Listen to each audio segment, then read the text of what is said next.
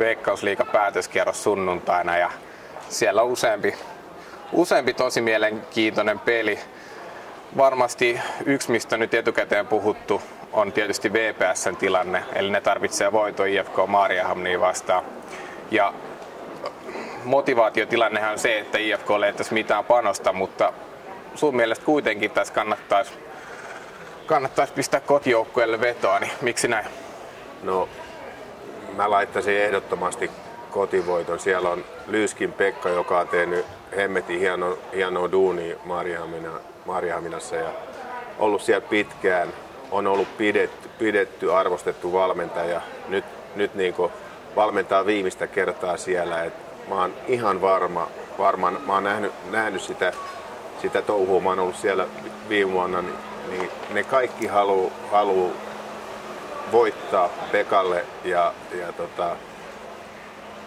ne on paineettomassa tilassa ja sitten ne saa tämmöisen ylimääräisen motivaation, niin mä uskon, että Vepsu lähtee sieltä ilman pisteitä kyllä.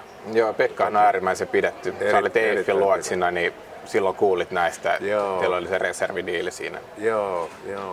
Erittäin arvostettu ja pidetty kaveri ja toivotaan kaikkea hyvää Pekalle, mutta on aika saletti, että tähän kannattaisi huomioida. Että, joo, toivotaan, että Ahvenanmaa Alex Ferguson hoitaa hommaa vielä kerran kotiin. Joo, toivotaan. Joo, Juho Mäkelä sitten seuraavaksi tarkastelu. 16 maalia, melkein puolet Vepsun tämän kauden maaleista. Miten on mahdollista, että näinkin lahjaton hyökkääjä voi takoa tuollaisia maalimääriä? Niin. No ei, otetaan vähän takaisin se lahjakas kaveri. No on se ainakin nopea ja niin kuin itsekin joskus vähemmän nopeana niin kuin tossa iässä, niin siinä tulee se kokemus ja se, että sä meet eräällä tavalla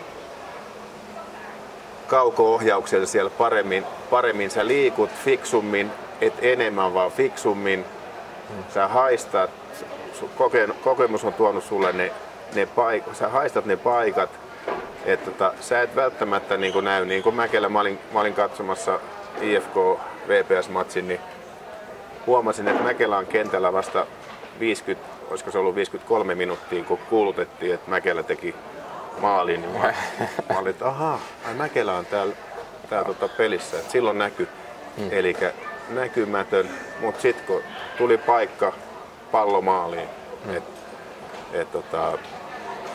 ja Mäkelästä kun puhutaan, niin huippuammattilainen kyseessä, eli kaveri on treenannut itseensä ihan huippukondikseen ja sillä tavalla myös erottunut tuolla kentällä.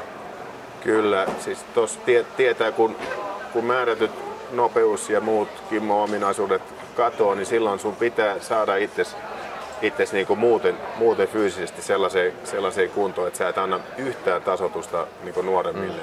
Ja se on, Mäkelä on tehnyt tämän asian. Niin kuin kyllä, Mäksä on varmasti yksi liigakauden sensaatioita ja ansaitsee kyllä maalikuninkuuden, jos sellaisen voittaa. Niin, kun ajattelee vielä, että minkälaisessa joukkueessa tekee tuollaisen määrän, että se jos joku tekee HJK:ssa 16 maalia, niin eihän sitä kukaan ihmettele, mutta kun sä teet niinku heikommassa joukkueessa, missä ei ole sellaisia rakentajia, sulle maalipaikan rakentajia, niin se on erittäin hyvä suoritus. Mennään toiseen peliin, KTP Ilves. Sielläkin on motivaatiosta puhetta, mutta ehkä vähän toisella tavalla. Eli Ilves nyt tuskin tätä ottelua pelaa kekelle vai mitä luulet? En usko, että Kotkassa Ilves tulee pelaamaan ainakaan valmentajalle, jota ei ole. Mahtava yleisö tulee olemaan kannustamassa joukkuetta, mutta sitten tulee tuosta vuoden päästä kaikki muistaa, minkälainen oli Kotkan paineensietokyky. Mä olisin nyt kotkalaisena kyllä huolissani tuosta tilanteesta. Ilveksellä ei ole mitään muuta kuin seuraavan vuoden sopimuksista, mitä jätkät pelaa. Saa nähdä, niin. Tuleeko se sulaminen oman kotiyleisön edessä. Niin Jep, eli joka tapauksessa pistää kuitenkin Ilvekselle. Ilveksen kautta haetaan vähän yllätystä, ristiin tai kakkosta sinne. Kyllä mä ristiin tai kakkosta lähtisin hakemaan ja uskon, että sillä voisi saada vähän tuohta. No niin, mutta tosiaan niin toi viime kauden loppu nyt ei just paljon lupaile, jos mietitään paineensietokykyä.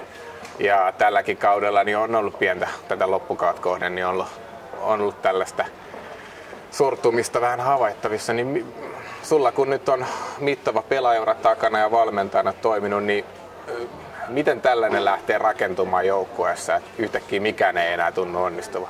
No, kyllähän niin joukkueessa pitäisi olla valmentaja, joka sen osaa semmoisen määrätyn tilan niin laukasta, rentouttaa, koska rentous olisi kaiken niin A ja O.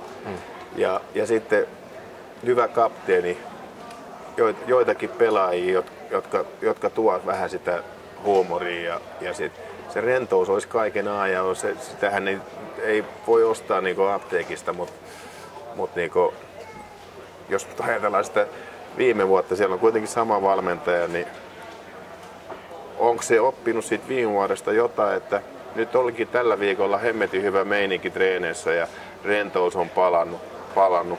Kunnes sitten 4000 ihmistä, kotkalaista plus sitten ehkä 100 tamperelaista, niin sitten kun sä meet siihen sen porukan eteen, niin sitten meneekin paskat housuun. No, en tiedä. Mutta sunnuntaina sitten nähdään, että onko rentous osa suomalaista joukkueurheilua. Näinpä.